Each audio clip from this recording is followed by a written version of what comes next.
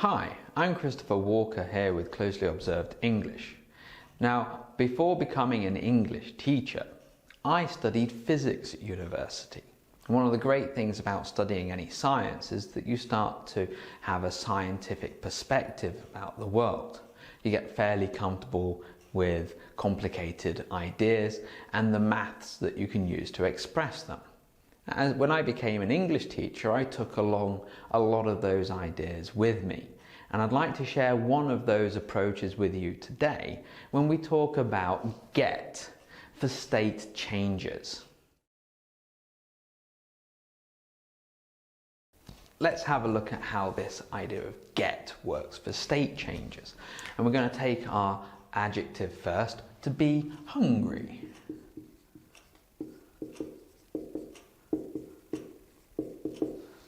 There we go, there's hungry, the adjective. So imagine it's the morning, you've just eaten your breakfast, so you're down here.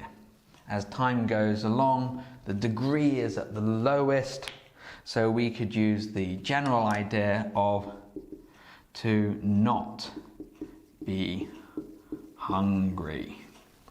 And we could give an example of this by saying, I'm not hungry. Nice and simple. But then later in the day, as we move along, you've been working for a while, you feel that your stomach is beginning to growl, like this. Your state has changed, and now we have to be hungry. And we make our example by saying, I am hungry. There we go, very nice. So we have this low state, not hungry, and here hungry, but there is a change of state.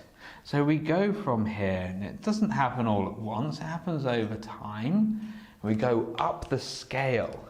This is where get comes in, this is where it's really useful. So this can be to get hungry. As we go up the scale. So if we want to stress the continuous part of this, we can say I am getting hungry. There we go. So that shows this change over time. But we can go a bit further. We can use some other aspects of language that we know. So maybe around here, you start to notice, wow, it's been some time since I last ate some food. So we could use start, to start. And you've got two options really, to get hungry or start getting hungry.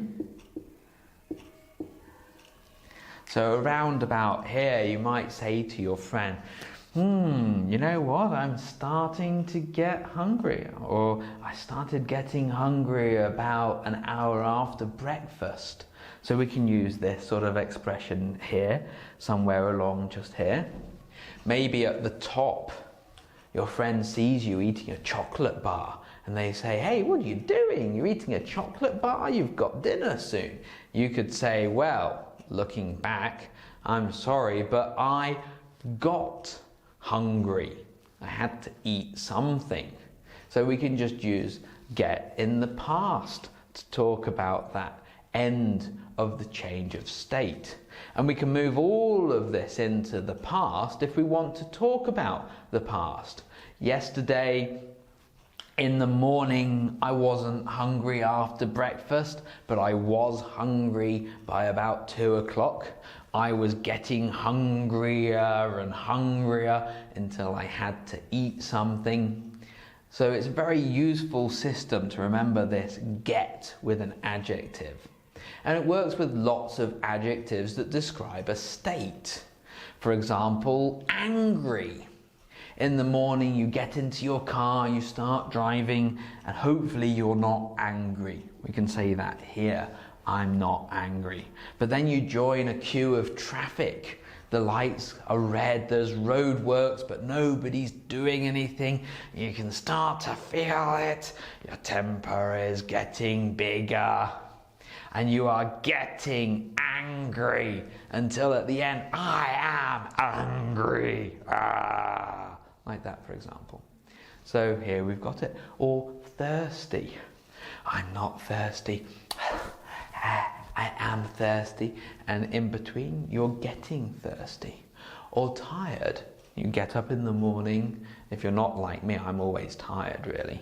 But you get up, you had a nice sleep. I'm not tired.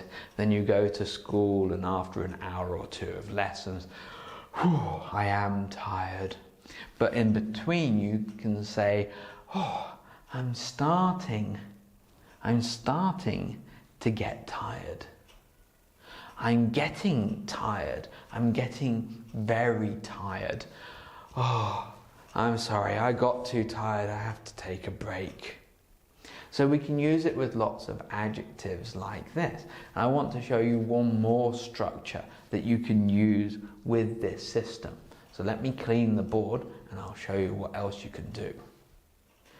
Okay, so we looked at adjectives, but there's another structure that follows this pattern really well. And this is to be used to something. I'll give you a little example from my own life. Now, usually I work here at this school, in International House Integra in Bielsko-Biała in the south of Poland. But a few years ago, I had a job that was just once a week in Oświęcim, which you might know as Auschwitz. There was a school there. Now, I'd teach there just once a week, but because I only had one day for all of my lessons, I had to be there early. Now, I don't drive.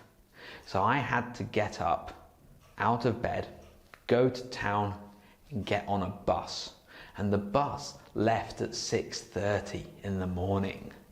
I didn't even know there was a 6:30 in the morning. That's a crazy time. So at the start, it was really difficult for me. I had to get out of bed at about 5:30. So for me, it was difficult to do. So let's have a look. Here's the state, and we can take our expression, and it's to not be used to something.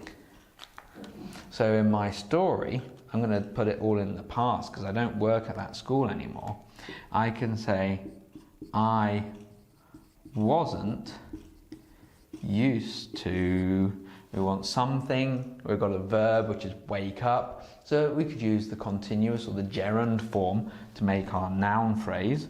I wasn't used to waking up early. So that's how it was at the start for me. But after about 2 months, I would say, we move along quite a lot. After about 2 months, we could say that, yeah, actually, I didn't like it. I didn't like waking up at 5:30 in the morning. My wife was still in bed asleep, my children were asleep. You know, they could stay in bed for another couple of hours. I had to get up. So I didn't like it, but it wasn't such a problem after a while. So then I can use this to be used to something. So I could make an example. So I was used to waking up early. So we've got this situation then, it's changed. I am okay with it. Not happy, but okay with it. It's not a problem. But that didn't happen all at once. It happened over time, like this. I mean, really, I should be drawing something that kind of goes like this, because there were days when I really didn't want to get up. Maybe it was cold outside and it was warm in the bed.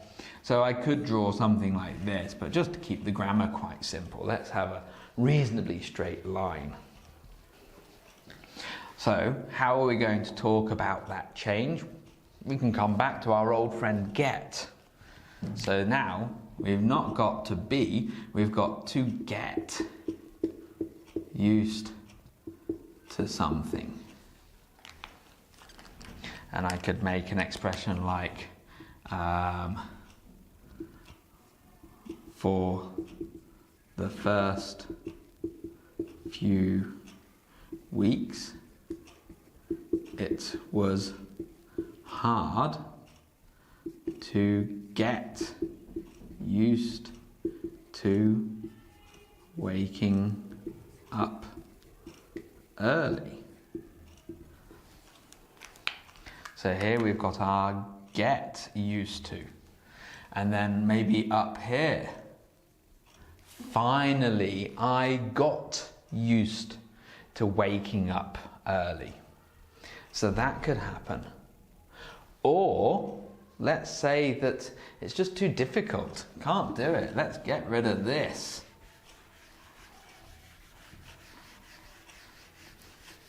Let's get rid of it. Oh, goodbye, goodbye. So here's this state where I'm, okay, maybe not happy, but I can do it, I can get up. But actually, as it turns out, no, it's too much. There's a big gap, there's no line. So I could say, I never got used to waking up early. So I could say that. That's possible. Happens as we get older. You just can't be that adaptable. You can't do things like you used to. So we could use this. But anyway, the main point I wanted to make is that this get is really useful for talking about these state changes, going from not to yes you can, from not hungry to hungry, from not used to something to used to something. There's a lot of things you can do with it. And we haven't even talked about how you can use the perfect tenses here, because you can. If you're relating the present to the recent past, like you could say one morning, wow, you know what? I have gotten used to waking up early. You have that realization. So you can use that as well. So that's our lesson for today, and that's this idea of get for state changes. In the comments below, share your ideas of how you could use it with other adjectives. Make this true for you. Share your ideas below, and if you make any little grammar mistakes, I'd be happy to correct them for you, and I'll answer your comments as well. But for today, as you heard the bells ringing, that means it's time for me to go and do some other work. So, thank you very much and goodbye.